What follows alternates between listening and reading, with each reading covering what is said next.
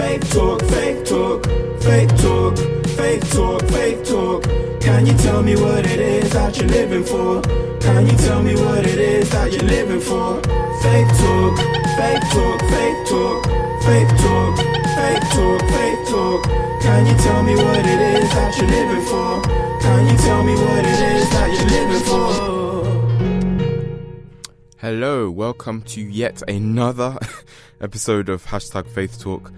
It's Nathan Day here, and yeah, we're just keeping the ball rolling, man. We ain't stopping. So please stay up to date. Stay subscribed on Spotify, YouTube, whatever platform you wanna listen on. The link to all the different outlets is in my Instagram bio link, so go check that out. But yeah, welcome to another episode. Once again, if you've been listening to any of my content so far, thank you. Like at this stage, every listener is important because, man, I'm looking at the Spotify stats and it's like, there's not many people listening right now. But, you know, at this point, I care more about impact rather than numbers. I'd rather have impact, like a good impact on 5 people than just like 100 people streaming the first 10 minutes and that's it. So impact is more important than numbers. So I am aware of that. And with that being said, I'm going to crack on with the episode. As you know already, if you've been listening to the past few episodes, this podcast is all about exploring the different narratives of people that I know in terms of their life journey, in terms of faith, and why they have the certain beliefs that they have, and how the things that they've gone through have impacted that. In this start of 2020, I'm currently looking at the more specific area of being creative as a believer, and so I'll be interviewing a bunch of people who do different creative practices and how their faith influences that. And in this episode, I'm starting a conversation with my friend Helena, who also is a uni friend of mine. She does illustration, and we kind of met properly through like a group sort of project that we did in last academic year. So there was like a joint module. I do animation, and there was like a joint module with the illustration and graphic design students. So I was in her group. I still get on well with her, and yeah, I think we've got a great conversation that you will enjoy, and we're going to get straight into it. Okay, cool. So, welcome to #Faith Talk. I'm your host, Nathan Aday, and we are joined by our guest, Helena Fletcher. Helena, how are you? Oh wait, I already asked that question. Let's get straight into the interview. As you can tell, I have incredible talent, and one day I might be a voice actor. So keep an eye on this space. This is like my audition tape that I'm going to send to the BBC one day. I'll be your co-host. Yeah. Hey, just my normal self. Very unsophisticated with voices. Struggle with my own. So Helena, please tell me more about yourself. More about myself. Who am I? I'm not going to keep What this. is life? What a deep question. Who am I? Who are you? I am Helena Fletcher, the one. Yeah, we got that. Yes, I am the one. No, great song.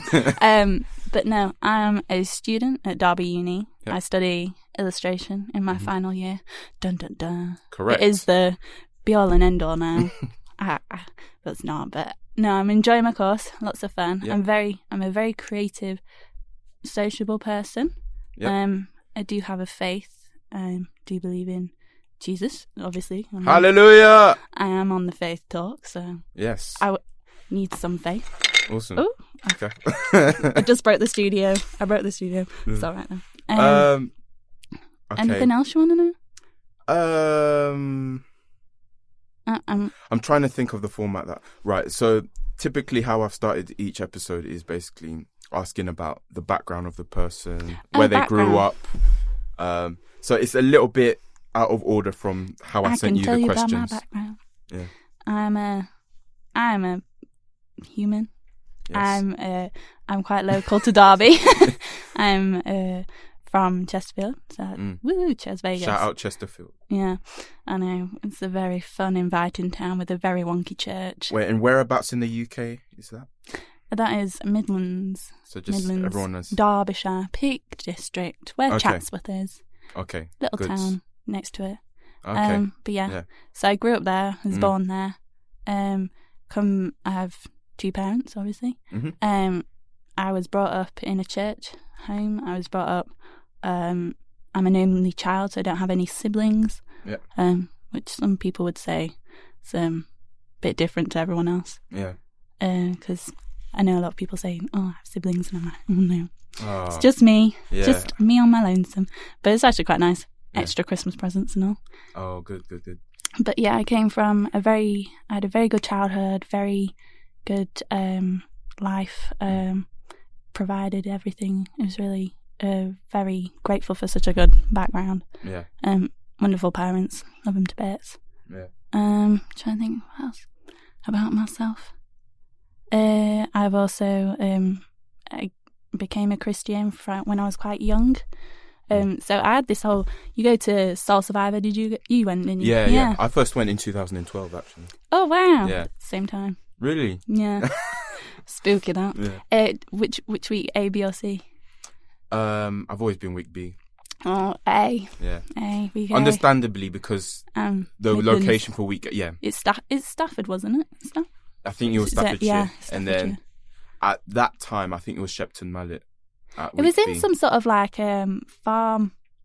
What was it? Where they sell like farm animals. I don't know what it's called. It looked like a little racetrack / loads of fields / like a little arena, and then loads of big barns. Yeah, week B was Shepton Mallet, and then after a while, then they changed it to Peterborough. So yeah, fair enough. because at that time I was living in Romford. Shout out Romford, woo, Essex. Woo woo. But my church was in Brentwood. Shout out Brentwood, and I went with Trinity Church Brentwood. Shout out Trinity Church Brentwood. So many shout outs. But I went with them for week B because it was a closer location. But yeah. So you grew up in Chesterfield? Yes, I grew up in Chesterfield. I was brought up in a church. I was born and raised in this church, and so I did that, and we went, grew up, blah, blah, blah, life was going on really well. A couple of things that happened majorly in my life was my grandma passed away when I was 8, I believe, when I was 8. And that was a big shock for me. I've never lost anyone close to me. Yeah. And it was due to killer baked beans. Be warned, people. Yes, she thought she had indigestion, and she's like, "Oh, I kept this like tin of baked beans open, and I thought, oh, I'll have some of that. I think it's indigestion." And then it turned out it wasn't. It was a heart attack, and sadly she passed. How was she? She was 82. Okay, so she was quite old, but for me it was a shock because it's been just me and then my family. Yeah, I was like, oh my goodness, people can die. Yeah, scared me so much. I was there like, everyone's dying. Oh my goodness, the world's coming to an end. However, so I do worry about death. It's one of those fears of mine. Yeah. That people have. Yeah. But because at an early age, it's kind of affected. Yeah, it struck a core with me. Yeah.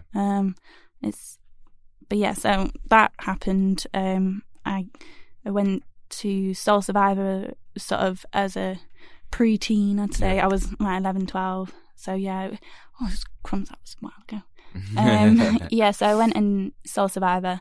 I remember being at Soul Survivor, and I've always had questions about life and sort of, who am I? What am I doing? Where am I going to go? Stuff like that. And then when I went to Soul Survivor, I was like, wow, my mind has been blown, because I just went to church and you just sort of, you did your songs, you did your singing, and then you went to Sunday school, and then that was that. And you come for a couple of stuff during the week, and then you enjoyed Easter, and you had Christmas and celebrations and stuff. Right. And then I went to Soul Survivor, and it sort of clicked, and I was like, there is more meaning, there is something better. Yeah. And I remember being there, and I was so. It's Soul Survivor. A lot of people like faint with the spirit. Is that the word? Faint with the.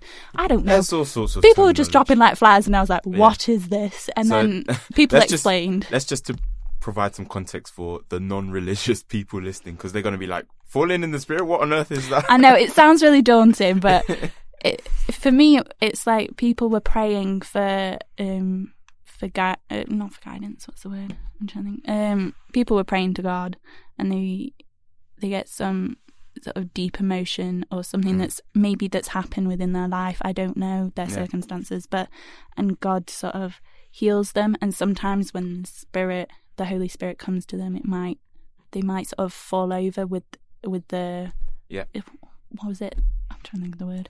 With like the Holy Spirit sort of fills them with happiness or a sense of forgiveness that they're sort of, whoa. What Mike Pilavachi says a lot is sometimes it's just the pain within people coming out.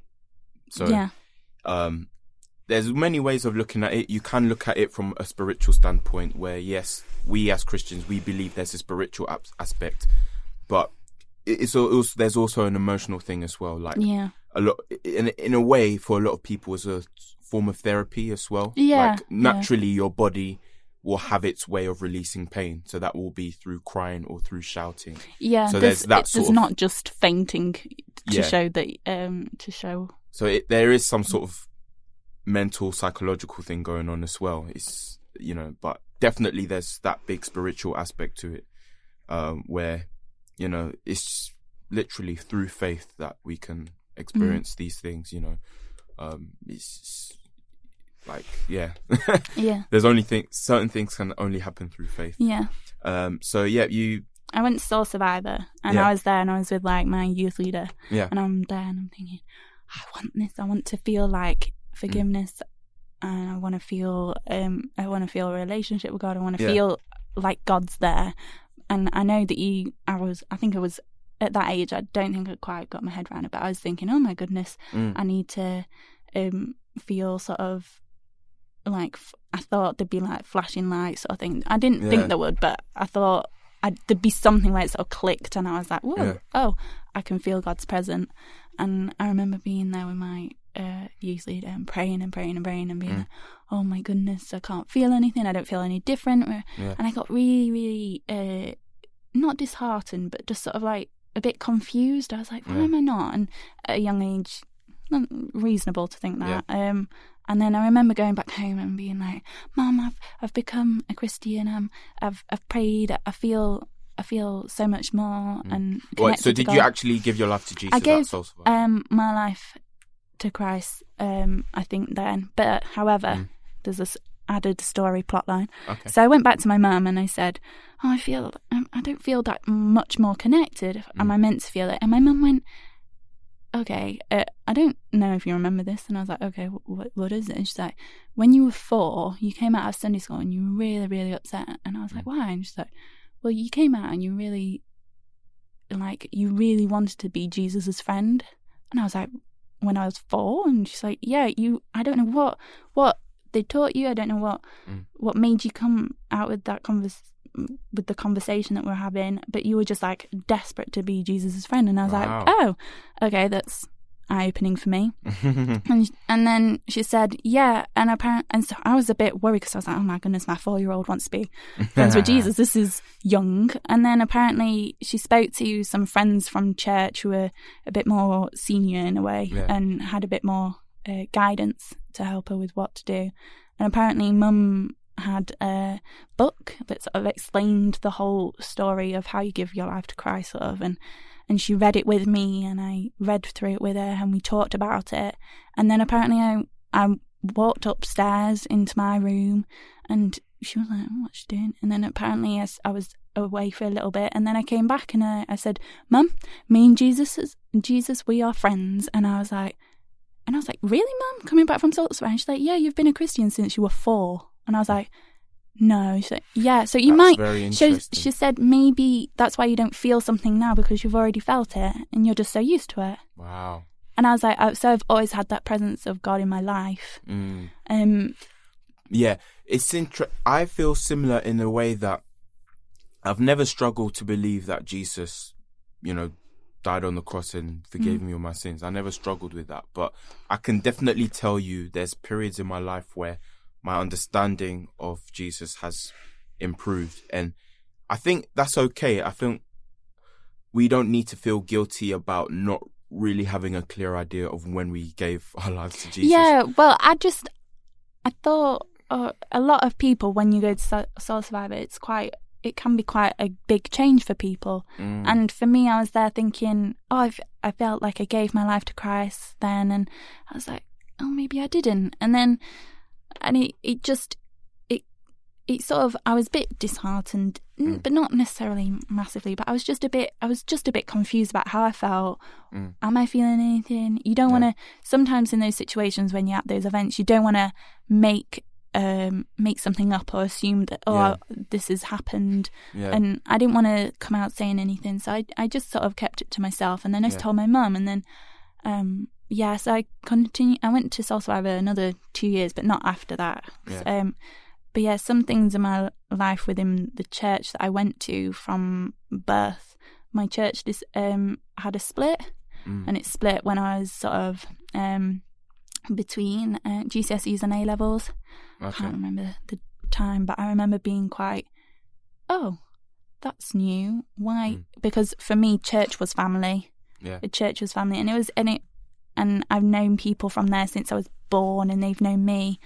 And for that to happen was a bit, it's all in my face, and I didn't know why, because I was too young to know, and it was, people wanted to keep that private, which is fine. So I had a bit of a year trying to find a church with my family, and because we didn't stay, and then we moved into a different church called Redeemer King, which is new in Chesterfield. Well, I say new; it's been going like 3 years, I think now. Yeah, because but when that church first started, I got baptized. Wow! Congrats.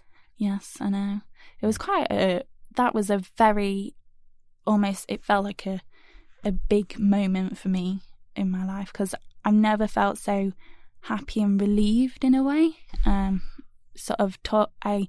remember sitting and reading through what I'd written sort of as my testimony for the church, and I remember thinking, wow, because I really did struggle through childhood with, sort of teenage years of anxiety and quite bad bullying, which I didn't really, I'd never experienced when I was a young child, and it just progressively, it felt like it got worse, or it changed, and things like that happened, and just things knocked me down, because I think I felt a bit of a target, and maybe I let myself be a target, I don't know, but it was unusual for me to go from living quite a happy childhood with my church and my family all being happy, and then just things like just little knocks of stuff that happened through teenage years, and just growing into who I am and what sort of person I want to be, and what are my aspirations and goals, and then and then what I realised that sometimes happened with me when I was sort of through GCSE and A-levels, I hadn't realised how much God had been with me through those tough times, through my whole childhood. Because even like getting into university where I am now, the doors, you don't realise until you look back and you're like, the doors were just opening constantly. I didn't realise some people had been praying for me for years. And then I remember being baptised, and I remember thinking, because this was just before I started A-levels, so that was, I think it was 20, crumbs, what year were we in? 2020. Oh my goodness. Yeah. The fact that it's year 2020 confuses my brain, but it was just before I started A-levels, because I remember feeling so like... Was it like 2015 you might have started? Yeah, I think it was 2015. When we start uni, it was 2017. Yeah, so it would be 2015, yeah. Not very good with dates. Dates and numbers are not my forte. But yeah, so I remember getting baptised, and then it felt sort of... Since then, I've realised to look back and to be really thankful, because God has... I've never seen such a hand on my life.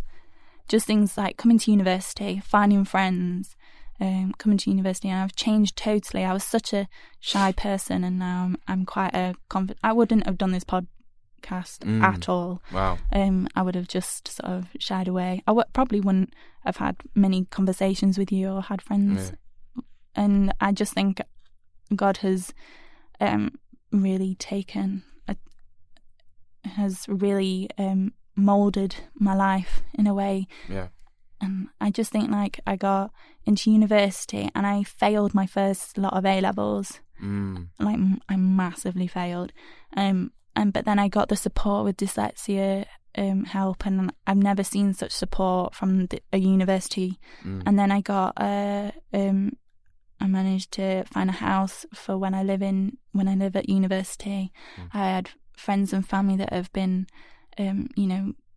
saved, but also been taken care of in health-wise and stuff like that, just praying for them.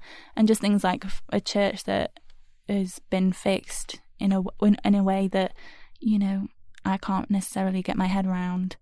And just things like that, I'm so grateful.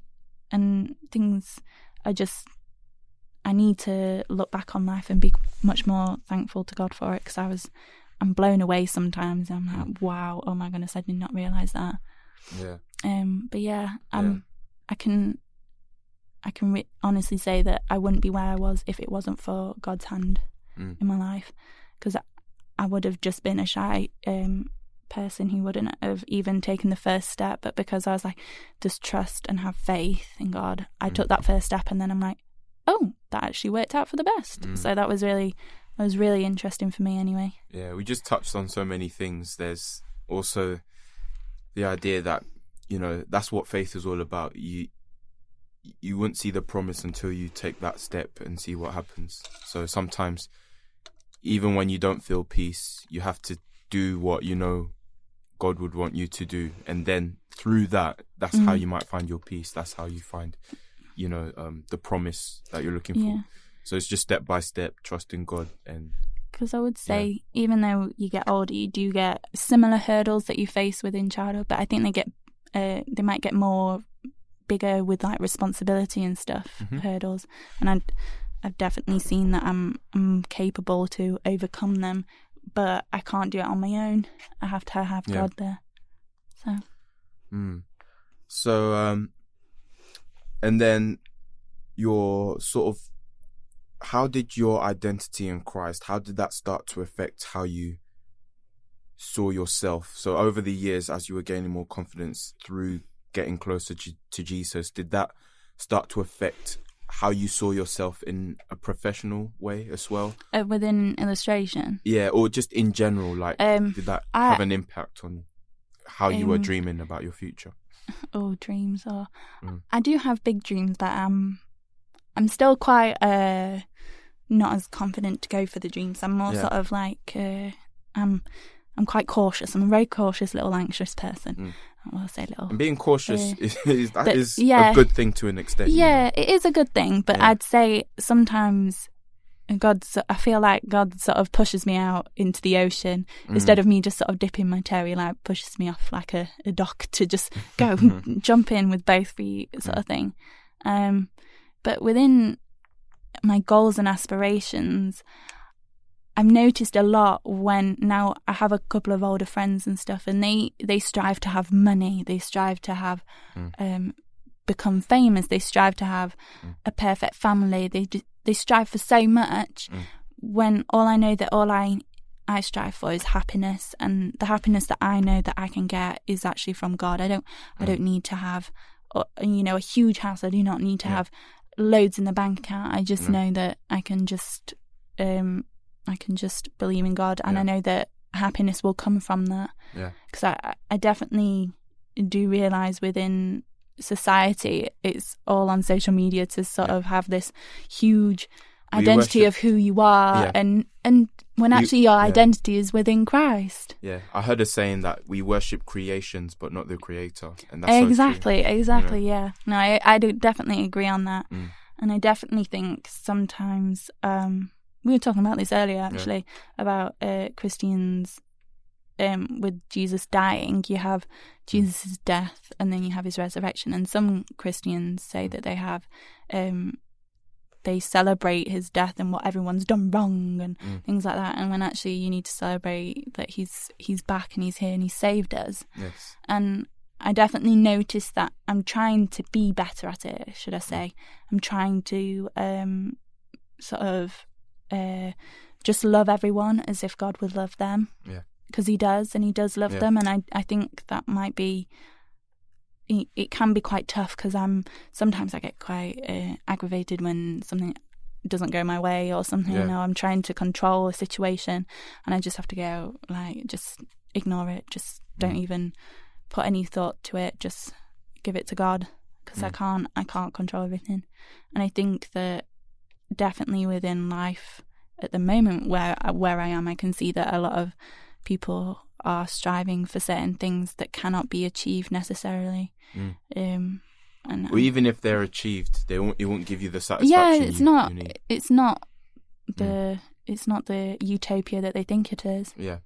So with that being said, how has your approach to creativity sort of been impacted by that? When you think of a creative career and you doing illustration, which is what you're doing now, I imagine you look at it more through a lens of passion, and this is what I enjoy doing, rather than it being like, I want to make money from this, I want to be famous. I don't necessarily want to. I don't know if I will go on to use illustration as my full-time job. I just know that I love doing what I'm doing. I love the course I'm on. I love being creative. I love expressing things. I just love the creative industries. I can't get enough. I'm just sort of it's always been one of the things at school that I was always good at. It's always something that I'm better verbal and drawing than I am, and hands-on sort of, than I am with my math skills or my literature skills. I am shockingly bad because I'm dyslexic, so it's just like, to me it's just one giant blur. But I love that the creative industries, you have so many supporters behind you. Yeah. I like that, and I like the community that it comes with it. But at the moment, within my future of creative industries, I've done a lot at the moment, and I'm trying to, I don't know what the future holds, and I don't necessarily want to know what it holds. I don't want to try I don't want to drive it. Yeah. I don't want to be the person that goes, I am aiming for this. If I see someone, because there's a pressure that comes with it. Yeah. And I can't necessarily deal with the pressure. And what I've decided to do is just to go for every opportunity, because I'm like, surely if it's put in front of me, God will take hold of it. If it's not meant to be, it's not meant to be. But then at the same time, what if it is meant to be? And it's my dream job, and I didn't even know. Because if I was there and I was so particular for this sort of jigsaw puzzle piece of a job that I think I will fit into, I don't think I'd get a job. I think I'd just be so worried. I'd love to be able to do children's book. That is one of my passions. I love doing children's books.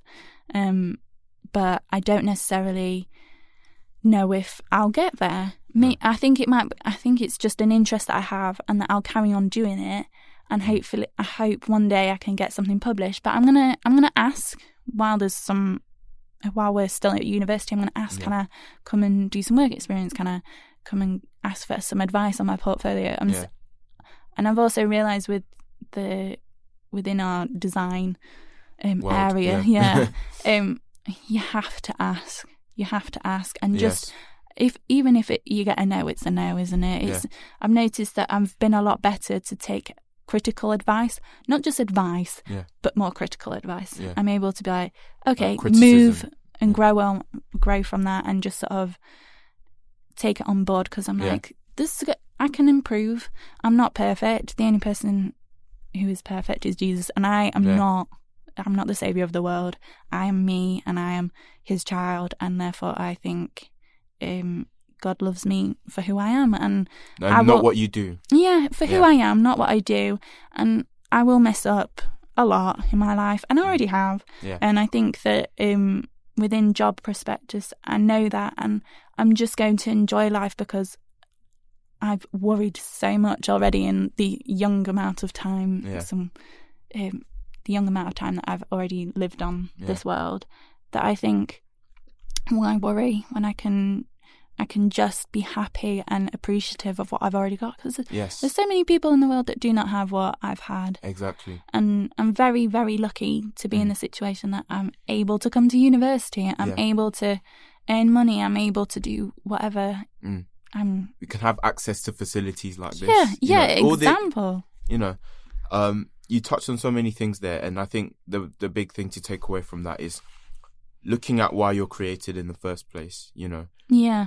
I heard a saying once that where the purpose of something is unknown, abuse is inevitable. And basically what that means is if you don't know why you exist, if you don't have a sense of why you are on this earth, you will find in a sense, you're abusing your potential. You're abusing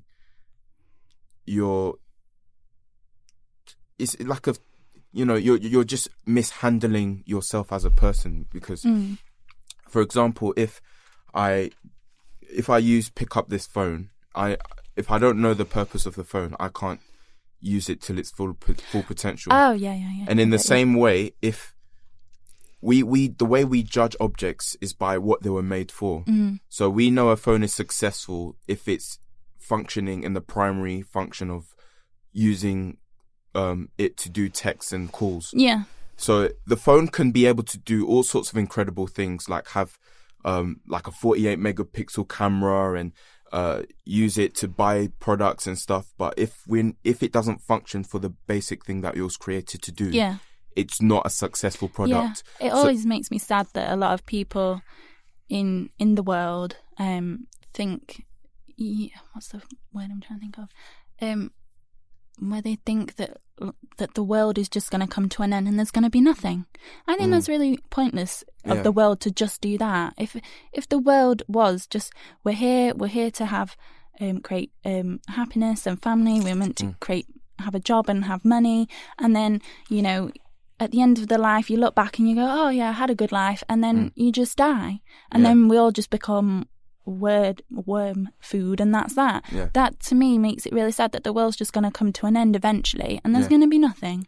And I wish people would see their worth and see that they are worth a lot more than that, and if they saw that, they'd know that there is something more, rather it's just so much more better. And I think that makes me so sad that why would you think that it all just comes to an end? Why not think there's something better? And when you don't know what you're made for, then you will let other things tell you what true success is. You will let the media tell you what success is. You will let people around you tell you what. You will let society tell you what success is. But if you don't know why you're created and they didn't create you, they're not the ones that can determine your success. Exactly. It's only your creator who can determine if you're being successful or not. So what it means to be truly successful is looking at the intent for which we have been created, which is to communicate and be in a relationship with the one who made us. And what I always say, especially to atheists, is there's proof for all sorts of arguments. It doesn't matter how many facts you know, your brain will always find a way to find reasons why something doesn't exist. So it's about you choosing the perception that you have, and it's a choice. Faith isn't something that happens to you. It's a decision that you have to make at some point down your life. And you just have to choose. It's very wise to choose the interpretation of, okay, there is physical evidence to suggest that the world has been created for a purpose. We can see the purpose in the way animals function and the way that different environmental and biological processes happen. There's an incredible genius behind that we cannot replicate as a human race. So there is proof that there is a creator. It's just that you are choosing not to interpret it that way because there's something within you that is uncomfortable with being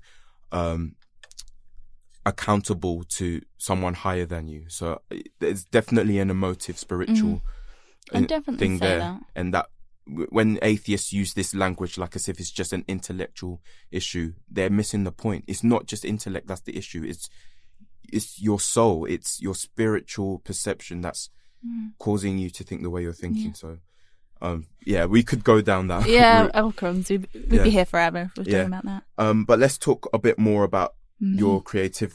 Me and myself and I. Yeah. So when did you find out you wanted to do illustration? So at school we had options as you do in year 9, and I remember in design and technology you could have a go at some of the sessions, and I remember doing graphic design, and I loved graphic design. I had never seen anything because it wasn't quite art, because sometimes with art you don't necessarily need a lot of meaning behind it. I love graphic design because you could have a communication with the audience and the viewer. You could get them to feel an emotion, you could get them to follow a story or a plot line, you could get them to feel a brand identity. I love that. And so I think, especially me, for example, I don't feel like I have the clearest idea of what makes graphic design distinctive from illustration. Oh, from graphic design to illustration. So do you just want to break that down a little bit graphic more? design. I'm not going to talk about graphic design because that's not my industry. Yeah. But for illustration, it is quite. I'd say quite. Is it malleable? Where they're like moldable people. Yeah. So illustration for me is basically. You create images that communicate with an audience. Yeah. You create Would you say graphic design is more? It's very much about brand. Yes, and shorter ways of communicating. Yes, and a lot more about the meaning of shapes and the meaning of type and stuff. Yeah. But I wouldn't say that it was necessarily. That's what illustration is. I say illustration can be anything so long as it communicates an idea, an object or something. It's because I love communicating, I love talking and sometimes, although I can be quite shy, but I love being quite sociable, and for me it's like the sociable subject of arts. We can do animation, we can do a bit of graphic design, we could do art, we could but I love illustration because you can do printmaking, you can do advertising, you can go and do newspaper article images, you could go and do picture books, you could go do cartoons, you could do manga, or you could go and do a little animation, you could do GIFs, you can come up with a whole storyboard. It doesn't necessarily mean I'm just one part of illustration. I can be as many parts as I like, and that's what I'm loving about my course, is that I feel like I'm very equipped to do so much, and the facilities that we have here at uni is amazing. So, but I remember picking what I wanted to do for university options. I remember just going, I don't want to do graphics, I don't want to do art, I don't want to do I don't know, it was something like visual communication. I was like, no, I don't want to do that. I think that's the master's option. I'm going to be doing that. So. Well, I didn't want to do that, sorry. It's all right. But each to their own. And I just remember going, I love illustration. I remember coming and having a walk around and being like, this is for me. This is home. Did you consider animation as well? Or you just... No, I'm shockingly bad with computers. However, I did make a GIF the other day. You'd be well proud. You keep going on about that. I was so proud of myself for doing this GIF. It's a little cartoon version of me, and I managed to get the hand to like ooh, ooh, and it waves back and forth, and I was like, yes. Can you remember how many frames that animation was? I don't know. I made it like 2 days ago. Okay. Oh, okay. I don't know how many frames. I just made it in Photoshop. I was just like, and shrink, and that was it. Okay, cool. I don't know. I have no idea. When you guys talk about frames and sections of animations, I'm like, it goes straight over my head. It's like, whoosh, gone. Yeah. So, wait, did you answer my question? I asked when you got into illustration. Yeah, so it was at school within graphic design. Yeah, you said that, sorry. And then I just, do you remember those options? Did you do art or anything like that? Yes, so for me, I mean, yes, no? I've always been drawing, my mum will tell you stories of planes I drew in nursery. No, my mum's like kept a hold load, and I'm like, what are you going to do with them? And she's like, I'm going to show that to someone someday. And I was like, no, why? I wish I kept my nursery drawings. I remember one time my mum had this. It was like a Christmas decoration, and for some reason I can remember being really upset when I was little, because I was like, "Mum, where's my Christmas decoration from last year?" And she's like, I threw it out, and I was like, "Mum," and she's like, "I'm sorry, sweetie." Like it was like some ceramic thing, and I remember being like, it's not your thing, and I was like, okay. But I've always been very creative, just because it's a way that I learn. I think people are very divided. They're either academic or quite hands-on visual learners. But I don't know, for me I'd say it's a mix. I'm definitely more creative than academic, but I did still, I maybe credit it to the work ethic that I was brought up on. So I Yeah. would say naturally, to be perfectly honest, I'm not a very self-motivated person. I think a lot of it is attributed to how I was raised. So Yeah, I would agree credit with to myself. my parents yeah. for teaching me, hard work ethic. Yeah. So that was like the main thing that motivated me to like do well in my GCSEs. I did pretty well in GCSEs. I got mostly A's, a few B's. Oh, well, So just to proclaim those just a grades. little, a little, what do you call it? The words escaped my head, but but a little flex. I did not do that good. I think I got 1A in graphics, but I really struggled with. I was such a worrier. I'd just be there like, I need to get the grade. And then I've always my had mum that was always mentality. there like, calm down, it'll all be fine. So they'd help me to work hard but not exhaust myself. Yes. They'd say like, that's the limit, you're not working anymore, and I'd be there at like 9:00 and till 10 just trying to get as much revision in, and my mum would just be like, you're driving yourself silly, you need a break. Yeah, my mum's like that to an extent as well, but she's more from the position of, are you actually using your time effectively? Exactly, yeah. My so mum did it's not that, like she's just telling me to relax because she wants me to relax. It's just, like you spending too much time can be counterproductive, etc., etc. My mum always said to me that I had to take a lot of little breaks, just because of the way my head works, that take a lot of little breaks and change what you're doing when you're revising. But no, I definitely would say that it was, I definitely chose, if I hadn't chose graphic design at school, I wouldn't have chosen illustration, because within the art exams, I remember you could choose like different sections of what you want to go down within graphics, and one of the options was illustration. Every time I could, I chose illustration, and I loved it. And I created a book on a circus. I was so you did graphic design at GCSE and A level. Is that what happened? Sorry. I created what was it, graphic design. So and you have these options, and I just chose illustration because it was the best. It was the one that I thought was so much more fun. So that was really good for me anyway. And it was my favourite subject, and I just thought, and then I used to get the best grades out of those subjects when I got my results back. Oh, that's good. So I was like, this is for me, and I just loved it. So I just carried on, and now I'm doing really well. So I've won my first ever award for academic. I got the Dean's Award at uni. Congrats. Yeah. So I think it's paying off finally. Yeah, so definitely. I'm very happy about it. Yeah, and we did have a brief discussion about this earlier, but in terms of thinking how you could let your faith influence your illustration. Yeah. How much has that crossed your mind?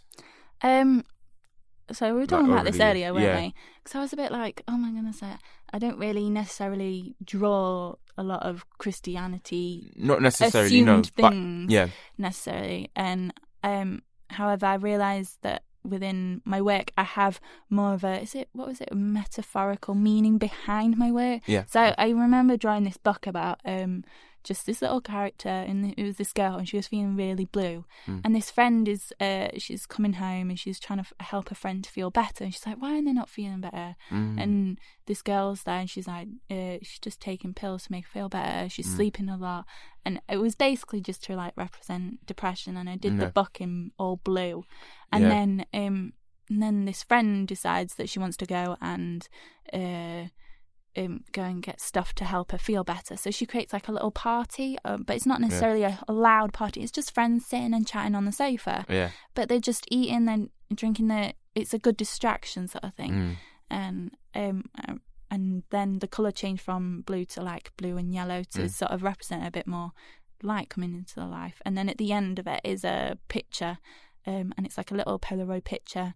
And within it is all the friends all chatting together on the sofa, and that's the memory. Yeah. And I don't know where that idea came from, but I remember thinking, now looking back on that work, because that work I did in second year, I remember thinking, oh wow, that's such a nice idea, and oh, that's so relatable, because a lot of people, I remember feeling quite down myself then, and a lot of people who were my peers were saying the same, and I think now looking back at it, I can see that for me that's what Christ is like for me. He picks me up, he takes care of me, he's always there to just reassure me, and then I've got the memory of looking back on these things that have actually turned out for the better, and I remember just thinking about it, it's just so, it's got more meaning than what I'm actually giving it, because I normally draw quite something that has a bit more meaning, a bit more depth into the drawing. Sometimes you do just have to do a quick drawing of like a monkey with a hat and something, but I always draw something with a bit more meaning, because I like to have a more of a impact on the audience or the viewer who's reading the book, or even an image. Yeah. But yeah, so I've realised that I've had that sort of influence within my work, and I'm very cautious of what I draw. I like to have a certain stuff that I prefer to draw, shall we say, and I always have a very I always change my mind a lot within my work. I have no certain style, I'm just always trying a bit of everything. But I've noticed that because I've gone and done some work experience and stuff, that they've gone really, really well, because I'm quite I've got the tools of sort of being quite open and honest, and asking for feedback, asking for help. Because I do that when I'm praying, I do that when I'm having a conversation with God. I'm going to say, how can I get through this? How can you help me through this? I need support. And I realise that comes out quite vocally when I'm talking to people, and they're like, how can I help? What have I done wrong? Help me to improve myself. And I've realised that not only is it come within my illustrative work or my designs and stuff, I do that within life when I'm at work, say, and I'm just always trying to help fix a problem or something, or I'm trying to help someone. I do the same when I'm asking other people for help. So I think there's a lot of little things within myself. It is who I am. It is my identity, which we were on about earlier. So yeah, and we were just also saying prior to this interview that when you have, out of the relationship you have, certain things will flow out of that. So when you, for example, when you have a certain friendship with a friend you meet at school, there's certain attributes that will come out of that. So if your friend dresses a certain way, that might kind of influence how you start to dress as well, and how you start to view the world around you. If your friend comes from like an Asian family or a black family, then that way you start to understand other cultures a bit more, and then out of that influences the way you start to talk to other people. The way you talk might be influenced by sort of the cultural influences of your friends and your family. So in the same way, when you have a relationship with God and Jesus, out of that certain things will flow naturally, such as not just the creative work that you make, but the way you speak to people, the way you engage in certain projects and certain conversations.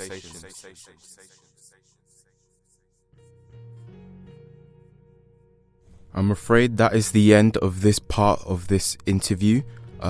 Stay tuned for the next part of the interview in the next episode. Thanks for listening. Peace.